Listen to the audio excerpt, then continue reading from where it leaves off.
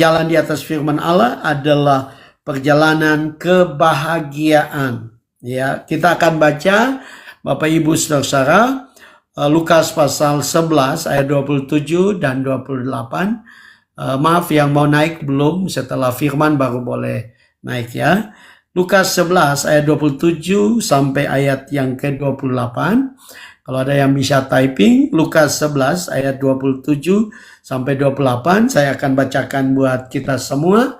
Lukas 11 ayat 27 dan 28.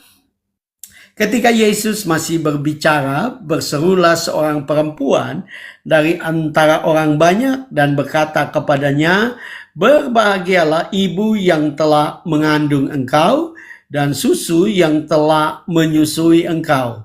Tetapi ia berkata, yang berbahagia ialah mereka yang mendengarkan firman Allah dan memeliharanya. Ya, terima kasih buat Ito Julita, Bunda Lilian, Saudari Bella, Bunda Rohana Sianturi yang sudah typing ayat. Ya, puji Tuhan. Nah, sekali lagi saya ingin berkhotbah dengan judul berjalan di atas firman adalah perjalanan kebahagiaan. Nah, seringkali kita bertanya bagaimana supaya saya dan saudara dalam perjalanan hidup ini kita terus memiliki kebahagiaan. Saya percaya satu-satunya kunci adalah kita berjalan sesuai dengan firman Allah. Kita berjalan di atas firman.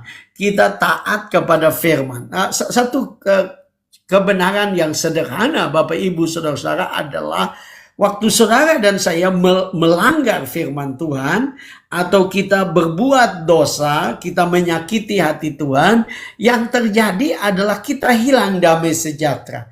Yang terjadi adalah kita hilang kebahagiaan. Kenapa? Karena ada Roh Allah, ada Roh Kudus di dalam diri kita. Sehingga waktu kita tidak taat kepada firman Allah, maka kita akan mengalami ketidakbahagiaan. Kita akan mengalami kekecewaan dengan diri kita sendiri. Nah, kita bersyukur kepada Tuhan Bapak Ibu Saudara-saudara karena kita terus bertumbuh di dalam firman dan firman itu yang dapat menolong kehidupan kita. Alkitab sendiri menggambarkan tentang Abraham. Ya, Abraham Bapak Ibu Saudara, Tuhan memanggil dia pergi ya keluar dari Ur Kasdim ke Kanaan. Waktu dia mentaati Tuhan, memang ada banyak doanya yang belum dijawab, termasuk doa janji Tuhan sendiri, yaitu Tuhan mau memberikan kepada Abraham seorang anak.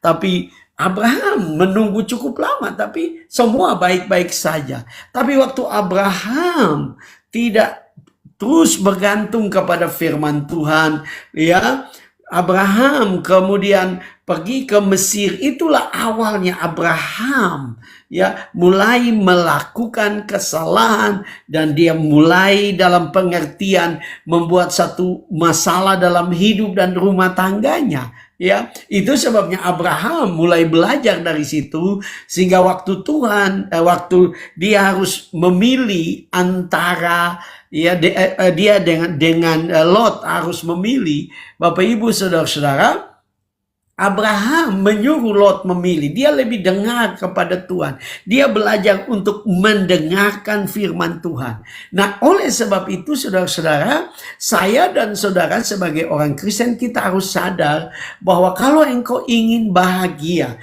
kalau engkau ingin hidupmu baik-baik saja, kalau engkau ingin rumah tanggamu baik-baik saja, kalau engkau ingin masa depanmu baik-baik saja, kalau engkau ingin pekerjaanmu baik-baik saja, kalau engkau ingin, bahkan saya berani mengatakan engkau ingin sesuatu yang dahsyat, hanya ada satu cara, yaitu kita taat kepada firman Allah. Kita berjalan sesuai dengan firman Tuhan. Ya, nah Bapak Ibu Saudara, kita sedang membaca tentang satu kejadian di mana Yesus waktu itu sedang mengajar ada seorang perempuan yang berseru, ya tadi yang kita baca, bahwa berbahagialah ibu yang mengandung engkau dan susu yang telah menyusui engkau. Tapi Yesus dengan jelas menunjukkan kepada kita bagaimana kita dapat memperoleh kebahagiaan. Yaitu kita harus mendengarkan firman, kita harus memelihara firman itu sendiri. Kenapa? Karena itu adalah kuncinya. Kalau saya dan saudara mau bahagia, percaya kepada firman, pelihara firman, taat kepada firman, berjalan di atas firman. Nah, ada dua hal yang kita bisa belajar dari ayat firman Tuhan ini. Yang pertama, berjalan di atas firman adalah perjalanan kebahagiaan sekalipun kita tidak ada hubungan darah dengan Kristus. Nah, ini penting ya. Kalau kita lihat Bapak Ibu Saudara, dalam Lukas 11 ayat 27 dikatakan, ketika Yesus masih berbicara, berserulah seorang perempuan dari antara orang banyak dan berkata kepadanya, berbahagialah ibu yang telah mengandung engkau dan susu yang telah menyusui engkau. Jadi orang menganggap bahwa kalau ya ini wanita ini menganggap bahwa kalau orang yang ada hubungan kekeluargaan, hubungan darah, bahkan ibunya adalah orang yang paling bahagia. Nah, saya tidak mengatakan bahwa Maria Ibu Yesus tidak bahagia. Itu bukan maksud saya. Tetapi yang sedang saya ingin kita sadar bahwa ya di dalam kekristenan hubungan keluarga, hubungan darah itu tidak menentukan saudara menjadi orang yang berbahagia, saudara menjadi orang yang diberkati, saudara menjadi orang yang sukses, ya. Tidak ada hubungan, ya. Beberapa waktu ini saya lihat baik di reel maupun di video pendek di YouTube, ya, maupun di TikTok, saudara-saudara, Indonesia ini sedang heboh dengan orang-orang yang mengaku bahwa mereka adalah keturunan nabi. Ya, mereka yang datang dari Yaman adalah keturunan nabi, ya. Dan ada banyak orang marah, saudara-saudara, karena mereka membuat diri mereka, wow, mereka adalah keturunan nabi. Dan saudara tahu itu, mungkin saudara pernah nonton videonya. Mereka bersikap bahwa mereka punya darah nabi, ya. Kalau tidak menghormati mereka, nanti tidak dapat doa dari nabi, saudara-saudara.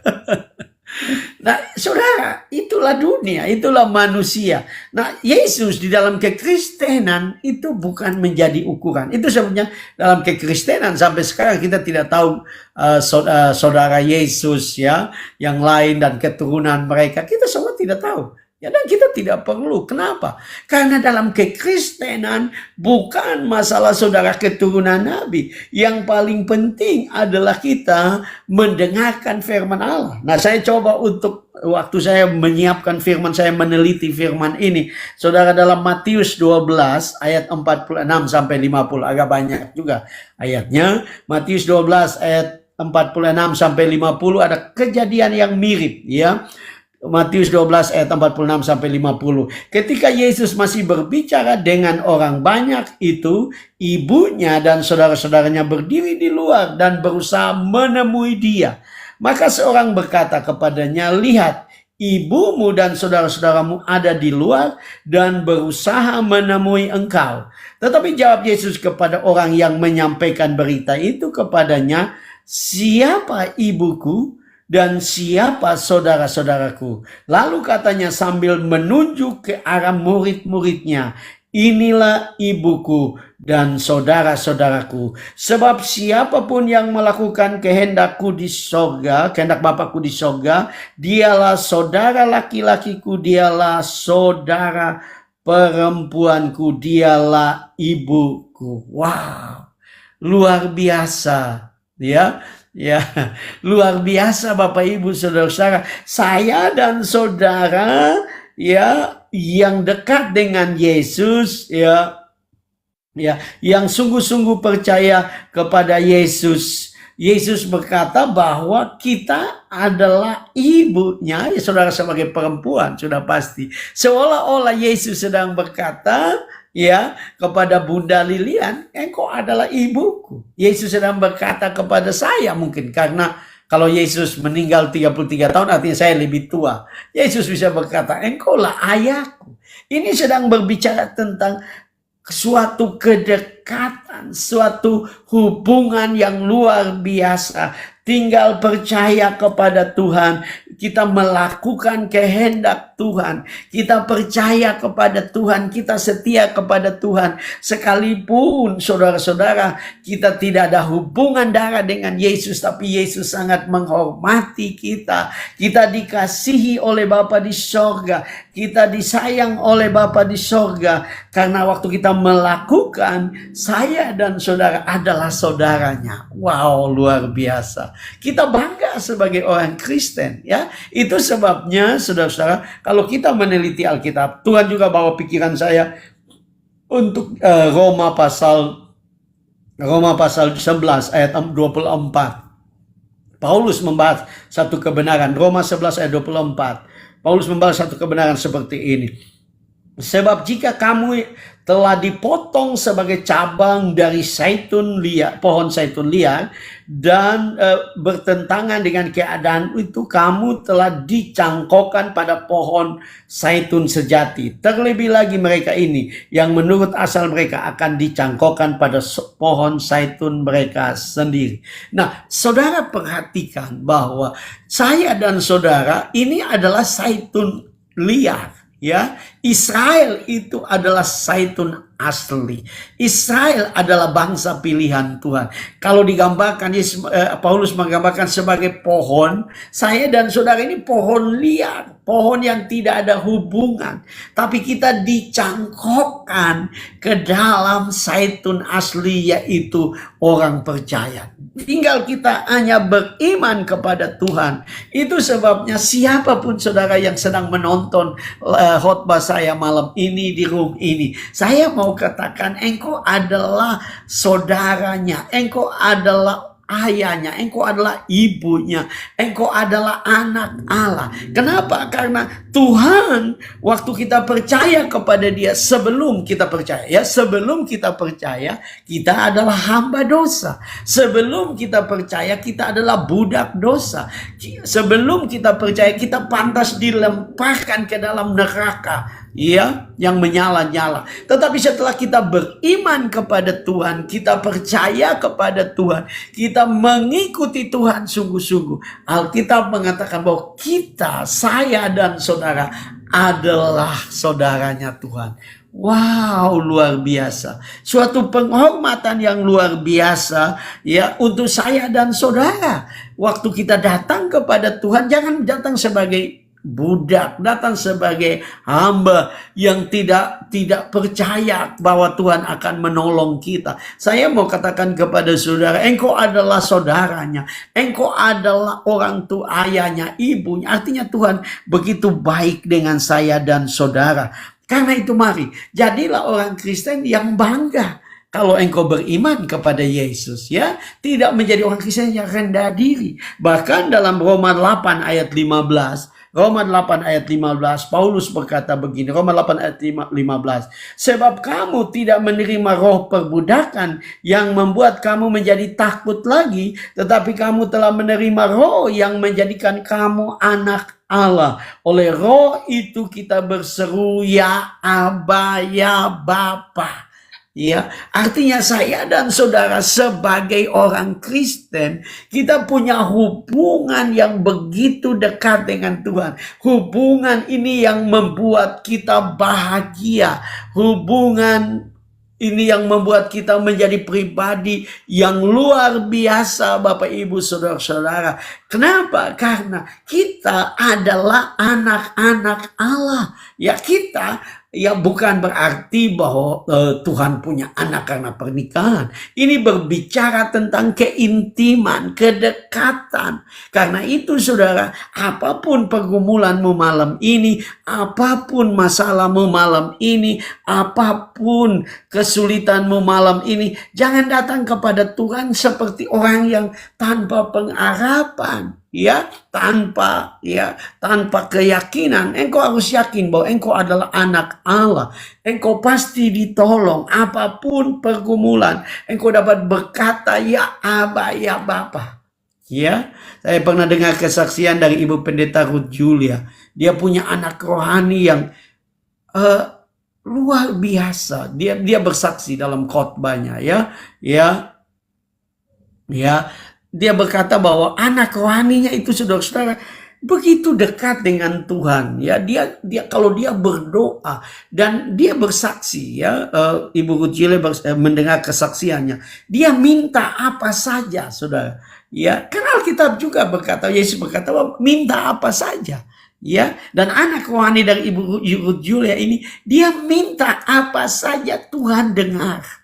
Ya, Ibu Ruth Julia sampai kagum kepada dia. Kenapa? Karena itu bicara tentang kedekatan, keyakinan. Ada banyak orang Kristen yang sudah percaya Yesus. Ada banyak orang Kristen yang bahkan sudah melayani Tuhan. Ada banyak orang Kristen yang sudah bertahun-tahun ikut Tuhan. Tapi waktu mereka datang kepada Tuhan, mereka tidak datang dengan keyakinan yang sungguh-sungguh. Ya, keyakinan yang sungguh-sungguh, ya. Memang mungkin tidak ada yang salah. Saya ingat ada satu mahasiswa senior saya di kampus dulu di Malang.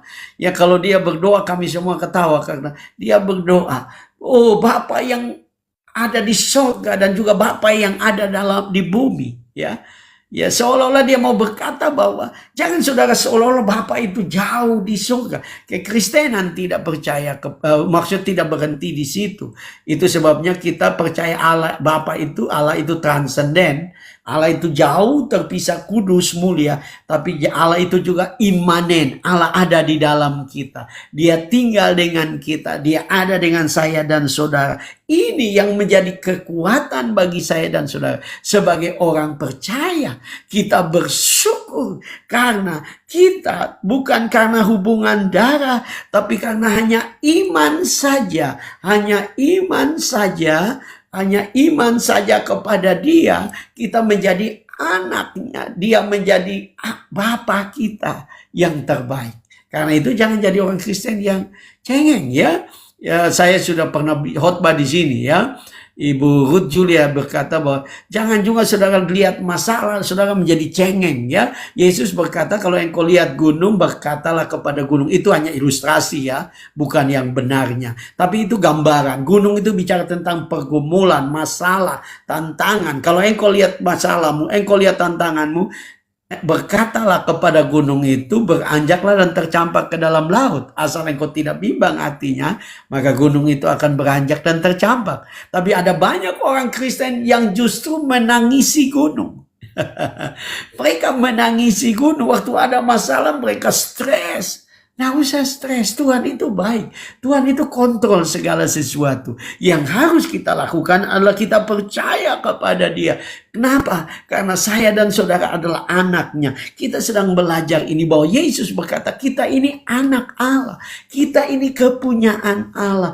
Kita ini dekat, ya, dengan dia. Dia adalah Bapa kita. Dia tahu yang terbaik. Tinggal kita datang dengan iman. Kita akan lihat mujizat Tuhan. Dengan datang dengan iman, maka kita datang dengan penuh keyakinan, ya. Ibrani mengatakan datang dengan penuh keberanian, ya, bahwa dia adalah Bapa kita, dia adalah Allah kita, dia adalah Tuhan kita. Maka perjalanan kita adalah perjalanan kebahagiaan. Saya belajar dalam hidup ini bahwa kalau kita jalani hidup ini dengan keyakinan bahwa Tuhan baik, Tuhan akan menjadi Tuhan yang baik bagi kita. Kalau kita jalani dengan keyakinan Tuhan pasti memberkati, Tuhan akan berkati kita. Karena dia adalah Allah yang baik. Dia Allah yang merancangkan yang terbaik. Tinggal kita percaya. Adakah engkau percaya bahwa dia Tuhan yang baik? Adakah engkau percaya, engkau yang sakit percaya bahwa dia Tuhan yang benar-benar menyembuhkan? Adakah engkau yang sedang mendengarkan khotbah ini, engkau percaya bahwa Tuhan itu adalah Tuhan yang memberkati? Apa yang engkau percaya itu yang terjadi. Apa yang engkau imani itu yang terjadi. Karena itu jangan jadi orang Kristen yang suka mengeluh. Jangan jadi orang Kristen yang selalu mengasihani diri. Tapi kita, ya, menjadi orang Kristen yang sungguh-sungguh percaya kepada Tuhan. Yang kedua, berjalan di atas firman adalah perjalanan kebahagiaan ketika kita mendengar dan memelihara firman Tuhan. Amin, Bella. Amin, Bunda Lilian. Ya, kalau kita mendengar dan memelihara firman Tuhan. Ya, nah mari kita lihat ayat yang ke-28. Tetapi ia berkata, maksudnya Yesus berkata, yang berbahagia ialah mereka yang mendengarkan firman Allah dan memeliharanya. Ya, itu sebabnya saudara di Room Life ini, sekalipun ini hanya media, tapi saya setiap malam saya berkhotbah kepada saudara, ya, untuk waktu Maluku Utara saya di Manado. Kalau waktu Manado jam 10 waktu Indonesia bagian tengah, saya di Maluku Utara jam 11 waktu Indonesia bagian timur, saudara. Saya berkhotbah kepada saudara. Kenapa? Karena saya percaya Yesus berkata di sini bahwa yang berbahagia ialah mereka yang mendengarkan firman dan memelihara. Ya, artinya betapa pentingnya mendengarkan firman. Betapa pentingnya, ya, saya suka untuk berdoa buat orang sakit, saya berdoa buat saudara punya masalah. Tetapi kalau kita kembali kepada firman Tuhan sendiri berkata bahwa iman itu timbul dari pendengaran. Iman itu yang menjadi kunci mujizat. Iman itu yang menjadi kunci kebahagiaan. Iman itu yang menjadi kunci keberhasilan, kesuksesan. Nah, bagaimana kita bisa bertumbuh di dalam iman kalau kita mendengarkan firman dan memelihara firman. Dan Yesus berkata kita adalah orang yang paling bahagia. Jadi saya mau berkhotbah kepada saudara tiap malam, saya bisa katakan, kecuali ada halangan atau ada pelayanan saudara-saudara, ada kegiatan tertentu. Karena apa? Karena saya percaya kalau saudara terus mendengarkan firman Tuhan, terjadi perubahan dalam kehidupan saudara. Firman itu mengubah kita. Ya, firman dapat mengubah. Cuman saya mau katakan kepada saudara, ya, saya mau katakan amin, Bella. Kalau berdoa tidak yakin, tidak beriman karena firman Tuhan, saudara tidak akan lihat mujizat. Ya, saya mau ingatkan kepada saudara, kita cenderung, ada ungkapan bilang begini, kita cenderung dengar firman Tuhan dari telinga kanan, keluar telinga kiri. Kita cenderung dengar firman Tuhan, tapi waktu ada masalah kita lupa dengan firman Tuhan. Itu sebabnya kita stres. Ya, kalau saudara ingat firman Tuhan, saudara mulai memperkatakan firman Tuhan, maka saudara akan memperoleh kemenangan. Betapa pentingnya saya dan saudara mendengarkan firman, mengambilnya, ya, kitab Yeremia mengatakan menggosoknya di hati saudara, membuat dia terus tersimpan di hati saudara, dia tersimpan di dalam pikiran saudara, di dalam hati saudara, dan saudara mulai berkata-kata, maka firman itu akan bekerja. Kenapa? Karena masalah di hadapan Tuhan itu sepele kalau kita berdiri di atas firman, ya. Nah, saya coba untuk meneliti Bapak Saudara, supaya kita jangan jadi orang Kristen yang ya bertahun-tahun dengar khotbah tapi tidak berubah. Ya, kita perlu belajar dari ayat ini. Nah, saya coba untuk melihat kata mendengar. Yesus berkata, yang berbahagialah adalah mereka yang mendengarkan firman Allah. Kata mendengarkan itu berasal dari kata Yunani akoo. Akoo itu, Bapak Ibu Saudara-saudara, ya, iya. Ya, Bella, jangan gampang stres. Ya, akoo itu adalah untuk diberkati dengan kemampuan mendengar. Nah, kita bersyukur saudara-saudara. Ya, saya ada di Maluku Utara, Bella ada di Malaysia, saudara Bella di Malaysia, Bunda Lilian di Bandung, Bang Wantri ada di Sumatera dengan Bang Tian, juga Ito Julita ada di Malaysia, Ibu Lita, Pak Maksi di Malaysia, teman-teman yang mungkin dari berbagai kota. Kita berbeda, tetapi kalau kita bisa mendengarkan firman Tuhan, ya, ada Bunda Rohana Sianturi juga ada dengan kita, saya tidak tahu dari mana, tinggal di mana, tapi kalau kita bisa mendengarkan firman Allah, buka telingamu, karena Tuhan sedang mau bicara buat engkau. Dan kalau engkau menangkap firman, engkau menangkap pedang roh yang adalah firman Allah. Oh, Bunda Rohana di Bekasi, Tuhan berkati. Bunda Rohana Sianturi di Bekasi, waktu engkau menangkap firman Tuhan, engkau punya senjata untuk menghadapi segala tipu daya setan. Ya, engkau, iya Bella. Kita punya senjata terbaik, itu firman Tuhan. Jadi harus belajar untuk kalau dengar firman Tuhan, saudara harus belajar untuk stay dengan firman Tuhan, masuk keluar. Kecuali signalnya bikin harus masuk ke Tuhan. Tetapi belajar untuk ambil itu. Jadi itu menjadi senjata supaya saya dan saudara menjadi orang Kristen yang kuat. Jangan orang yang jangan menjadi orang Kristen yang lemah, yang gampang untuk kalah, gampang untuk putus asa. Oh, saya tidak tahu ya, karena ini saya pakai wifi ya. Ya, tolong ya. Ya, mungkin banyak orang lagi pakai nonton bola. Ya, sudah naik belum ya? Ya, karena saya ada paket, tapi di sini signalnya juga tidak bagus. Ya, ya, masih putus-putus Bella.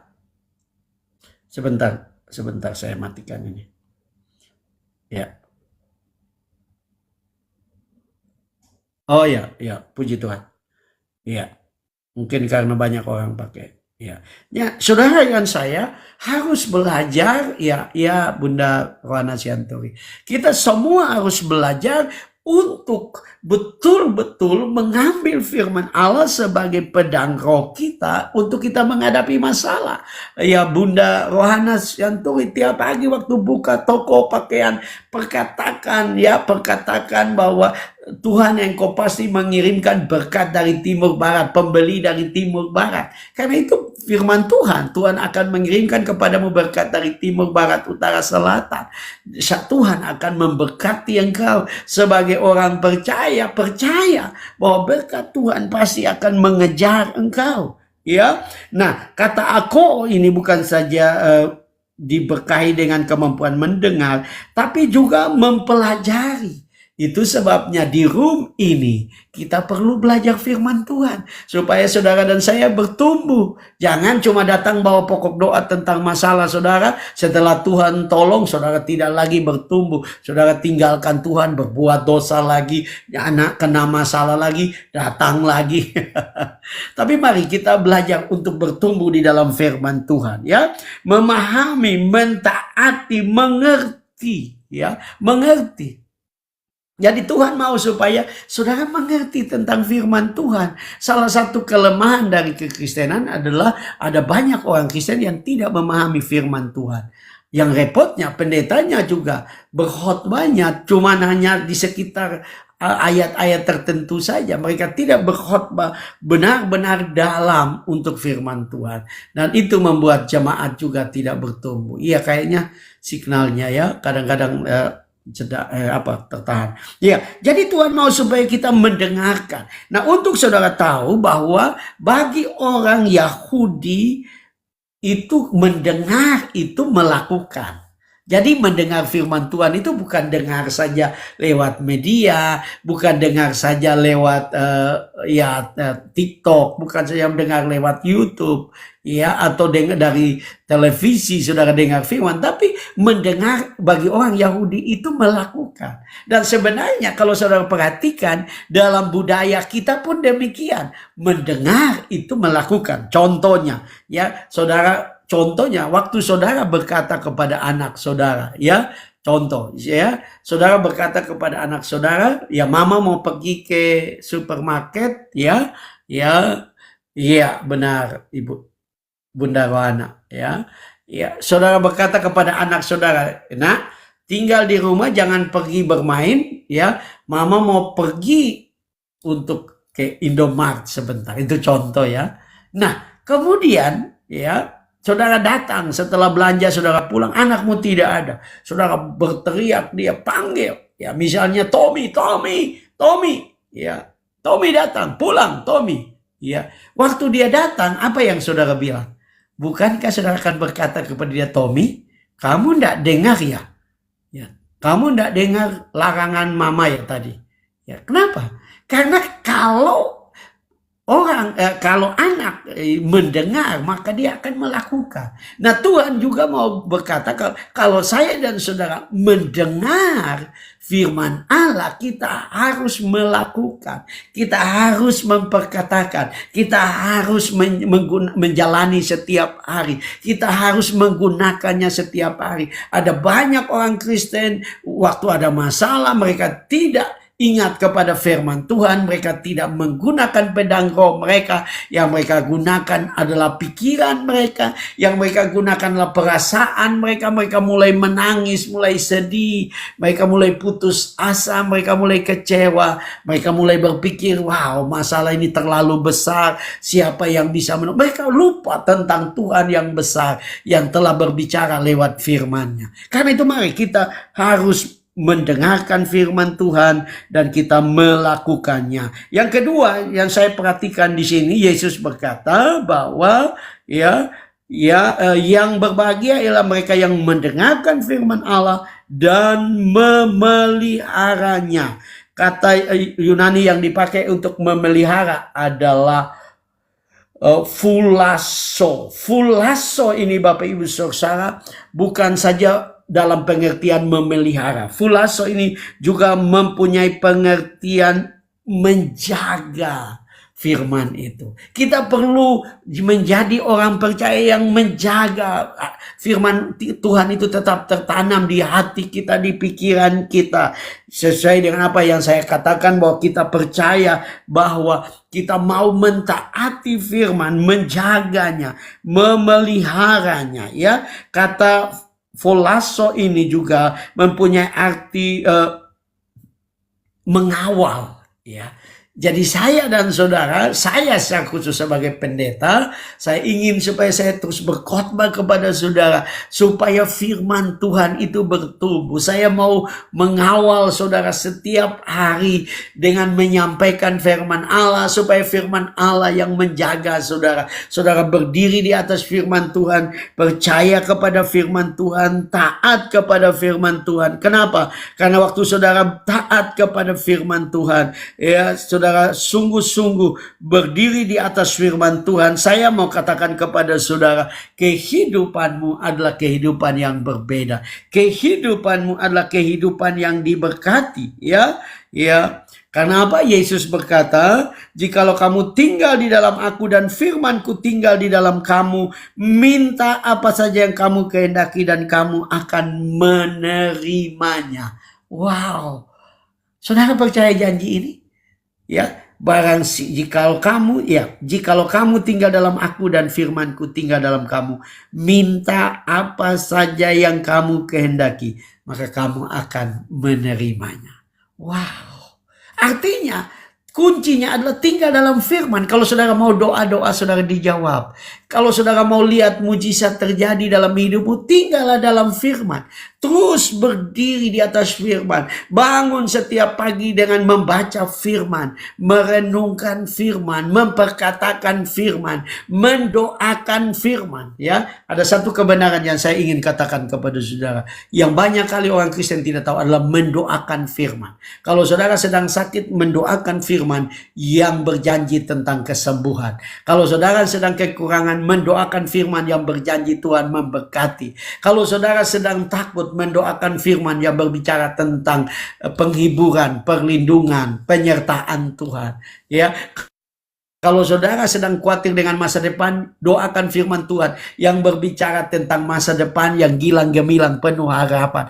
Apapun, kalau saudara sedang bergumul di rumah tanggamu, mendoakan firman yang berbicara bahwa Tuhan sangat peduli dengan rumah tangga. Perkatakan firman. Kalau saudara perhatikan saya seringkali berkhotbah, seringkali berdoa buat orang. Saya selalu memperkatakan firman. Saya berusaha untuk mengingat firman Tuhan dan memperkatakan. Kenapa? Karena firman Tuhan itu adalah pedang roh. Kalau kita menang di dalam dunia roh, kita akan menjadi orang yang diberkati. Menjadi orang yang berbahagia. Menjadi orang yang menikmati kehidupan ini. Masalah masih ada, tapi Tuhan akan menolong kita. Nah, kenapa? Ya, waktu saya menulis khotbah ini, Tuhan ingatkan saya, kenapa saudara? Kenapa Daniel sukses? Ya, 8 raja berganti, bahkan kerajaan pun berganti 4 kali. Kenapa Daniel sukses? Menjadi orang nomor 2 terus. Kenapa? Karena Daniel adalah orang yang taat akan firman Tuhan. Mulai dari muda. Perhatikan Daniel 1 ayat 8. Daniel 1 ayat 8. Ya, di sini berkata, Daniel 1 ayat 8. Daniel berketetapan untuk tidak menajiskan dirinya dengan santapan raja dan dengan anggur yang biasa diminum raja. Dimintanyalah kepada pemimpin pegawai istana itu supaya ia tidak usah menajiskan dirinya.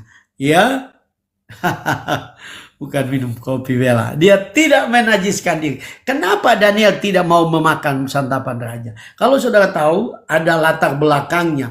Karena pada zaman itu raja-raja, ya kalau mereka sebelum mereka makan, makanan itu dipersembahkan kepada berhala.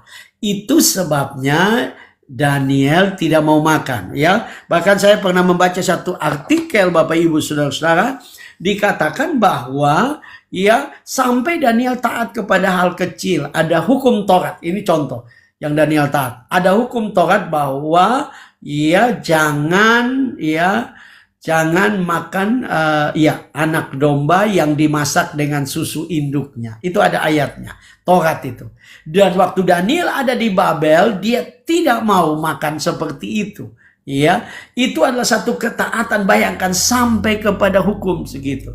Daniel belajar untuk taat sehingga dia diangkat Tuhan, dipromosikan oleh Tuhan. Karena itu mari kita belajar untuk taat kepada firman Tuhan. Kalau engkau ingin menjadi orang yang spesial di hadapan Tuhan, engkau menjadi orang yang dekat dengan Tuhan, hanya ada satu cara, yaitu taat kepada firman Tuhan, sehingga engkau menjadi orang yang dekat dengan Tuhan, sekalipun kita tidak ada hubungan darah dengan Yesus.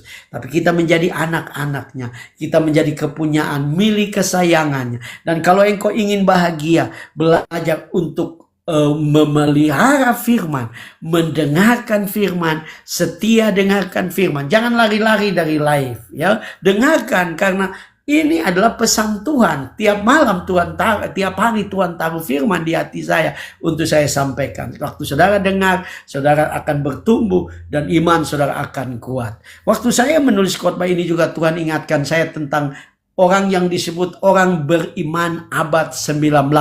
Bernama Josh Muller. Josh Muller namanya.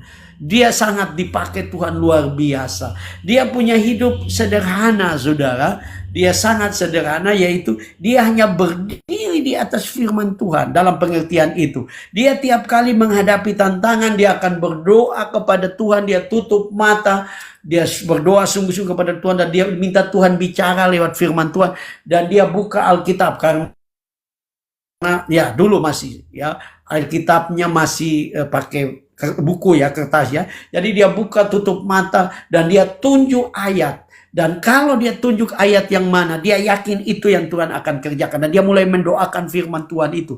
Dan dia melihat banyak mujizat terjadi. Saudara, dia tidak punya apa-apa. Dia bukan orang kaya. Tapi dia memberi makan ribuan orang, saudara. Ya, ribuan anak-anak. Mereka yang menjadi korban dari Perang Dunia Pertama. Dia memberi makan, dia memberi pakaian. Ribuan orang, anak. Dia punya panti asuhan. Dia sangat terkenal. Dia bernama Josh Muller. Seorang yang hidup dengan iman, hidup dengan firman. Tiap kali ya, saya sudah pernah cerita di sini kepada saudara. Ya, dia terus percaya kepada Tuhan. Ya, satu waktu ya, dia habis juru masaknya datang karena banyak sekali anak panti asuhan. Juru masaknya datang dan berkata, Pak Josh Muller, kami kehabisan bahan-bahan makanan untuk sarapan pagi. Karena dia di Inggris, saudara. Tidak ada tepung, tidak ada bahan untuk membuat kue, tidak ada lagi bahan apapun. Kami butuh roti, ya. Dan Josh Muller berkata, semua kembali berdoa saja, ya. Dan besok susun piring seperti biasa, buatkan minuman seperti biasa, dan kita berdoa. Dan Josh Muller masuk ke kamarnya, saudara. Dia berlutut kepada Tuhan, dia memuji, dia menyembah Tuhan, dan dia berkata, Tuhan, kami kehabisan semua bahan makanan, berkati kami, kirim kami uang untuk membeli bahan makanan. Dan saudara tahu habis dia berdoa, dia sambil berdoa dia berkata, bicaralah Tuhan lewat firman. Dia buka Alkitabnya, ya saudara, dia buka Alkitabnya dan dia tunjuk. Waktu dia buka mata, dia tunjuk di dalam Mazmur 50 ayat 10. Engkau yang mempunyai binatang-binatang di gunung dan hewan-hewan di hutan. Dan dia mulai berdoa berdasarkan firman. Kalau saudara baca ayat itu kan saudara pikir biasa. Iya, memang Tuhan punya segala sesuatu. Emas dan perak, gunung-gunung. Ya, dia baca Tuhan yang punya binatang di gunung dan hewan-hewan di hutan. Dia menunjuk ayat itu, dia berkata kepada Tuhan, aku berdoa, aku minta Tuhan, jualah semua binatang di gunung dan hewan-hewan di gunung dan kirimkan uang di panti asuhan untuk kebutuhan panti asuhan. Saudara tahu besok pagi mereka sudah siap mau sarapan, tidak ada apa-apa. Waktu mereka berdoa pagi itu, mendadak orang ketuk pintu. Dan ternyata waktu pintu dibuka ada seorang koboi. Ya, seorang koboi sedang berdiri di depan pintu, ya, sedang berdiri di depan pintu, ya, hang ya teman-teman ya. Kenapa sudah tidak bergerak, ya, seorang koboi sedang berdiri di depan pintu, saudara, dan dia berkata, dia bertanya, apakah ini panti asuhan? Dan Josh Muller dan semua orang berkata, iya ya. Maaf saudara, saya tidak tahu bagaimana, ini wifi. Iya, dia berkata bahwa saya baru saja, ya, jadi orang ini berkata, koboi ini sudah berkata bahwa saya baru saja menjual semua hewan-hewan di gunung dan di hutan, ya, dan saya datang ke kota ini kemarin mau belanja barang-barang yang banyak, ya. Saya bawa uang cukup banyak, tapi tadi malam saya berdoa dan Tuhan berkata, antarkan uangmu, ya, antarkan uangmu ke panti asuhan. Jadi dia kasih satu sepatu bot yang tinggi penuh dengan uang, saudara-saudara, sepatu koboi. Saudara lihat, dia hidup dari firman, dia memperkatakan firman, dia mendoakan firman, dan dia mengalami penggenapan janji firman Tuhan. Mari ambil keputusanmu untuk hidup dari firman. Jangan hidup, ini waktunya yang Yesus berkata, manusia tidak hidup dari roti saja, tapi manusia hidup dari setiap firman yang keluar dari mulut Allah. Kalau engkau menjadi orang Kristen yang berbahagia, diberkati, sukses, berhasil, apa yang engkau kerjakan berhasil, hiduplah dari firman setiap hari. Terus perkatakan firman setiap hari, maka engkau akan melihat betapa dahsyat, betapa luar biasanya Tuhan dalam hidupmu. Saya percaya firman Tuhan pasti memberkati saya dan saudara.